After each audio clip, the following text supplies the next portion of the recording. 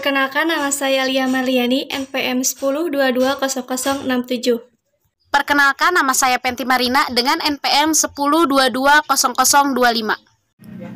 Perkenalkan, nama saya Siti Nurani dengan NPM 10220022. Perkenalkan, nama saya Srinita Agustina, NPM 10220007. Definisi rasio keuangan.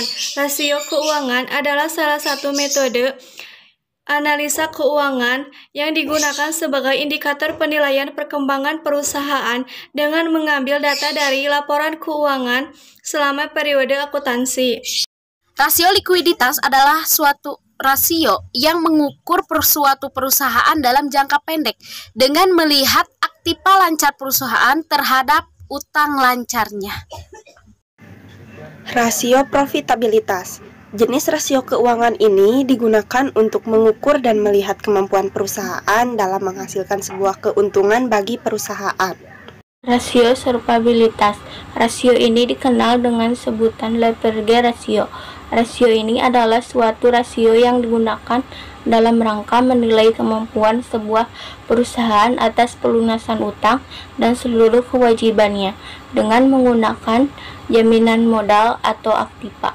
Rasio aktivitas. Analisis rasio aktivitas adalah rasio yang mengukur efektivitas sebuah perusahaan untuk memanfaatkan segala sumber daya yang mereka miliki, sehingga dapat ditentukan seberapa tinggi tingkat aktivitas aktiva tersebut pada kegiatan perusahaan tertentu. Ada 5 fungsi rasio keuangan. Yang pertama, mengetahui optimalisasi keuangan, yaitu suatu analisa rasio keuangan untuk melihat penggunaan keuangan yang lebih optimal. Yang kedua, untuk melihat efektivitas manajemen operasional. Nah, manajemen operasional meliputi penggunaan biaya dan efektivitas penggunaan keuangan untuk operasional perusahaan. Yang ketiga, untuk melihat optimalisasi penggunaan aktiva. Nah, besarnya aktiva yang dimiliki oleh perusahaan menjadikan bahan pertimbangan perusahaan untuk memutuskan kebijakan. Yang keempat, untuk melihat tingkat kesehatan keuangan dalam perusahaan. Nah, kesehatan keuangan perusahaan berarti selalu mendapatkan laba dari setiap aktivitas bisnisnya. Nah, dengan demikian bisa diketahui tingkat kesehatan perusahaan berdasarkan rasio tersebut. Dan yang kelima, acuan untuk menganalisa kemampuan perusahaan.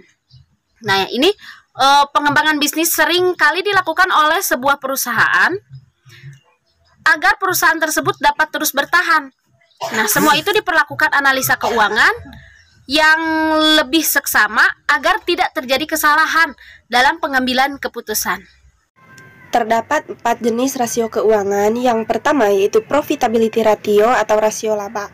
Suatu metode untuk menganalisa perusahaan seberapa besar kapasitas perusahaan tersebut menghasilkan laba dari aktivitas bisnisnya. Yang kedua yaitu liquidity ratio atau rasio hutang jangka pendek. Teknik perhitungan untuk menganalisa kapasitas perusahaan untuk melunasi hutang jangka pendeknya.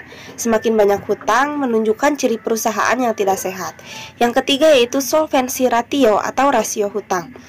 Metode untuk menganalisa kemampuan perusahaan untuk melunasi hutang jangka panjang dan jangka pendek. Kemampuan tersebut sangat penting sebagai bahan pertimbangan para investor untuk menanamkan modalnya.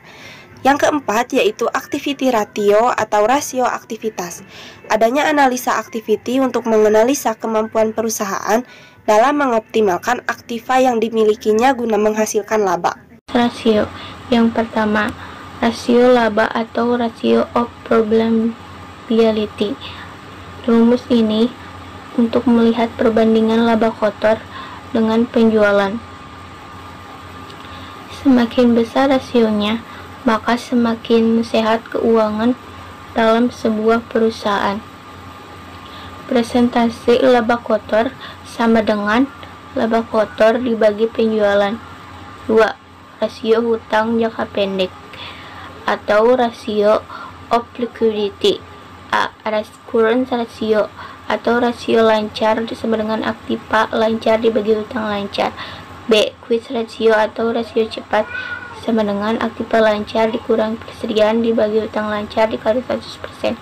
C. Rasio kas atau rasio of cash sama dengan kas aktiva kas aktiva setara kas dibagi hutang lancar dikali 100%. 3. Solvency ratio atau rasio hutang.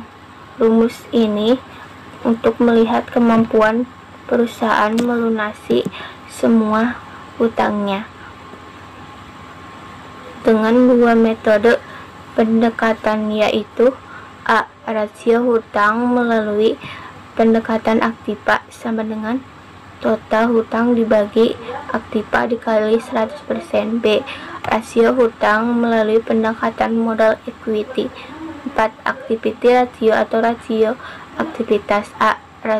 Rumus rasio dengan perputaran piutang sama dengan total piutang dibagi rata-rata piutang. B. Rumus rasio dengan pendekatan perputaran aktiva tetap sama dengan penjualan dibagi aktiva tetap. C. Rumus rasio dengan metode persediaan sama dengan harga pokok penjualan dibagi persediaan. D. Rumus rasio dengan metode perputaran total aktiva sama dengan penjualan dibagi total aktiva. Sekian presentasi yang dapat disampaikan. Wassalamualaikum warahmatullahi wabarakatuh.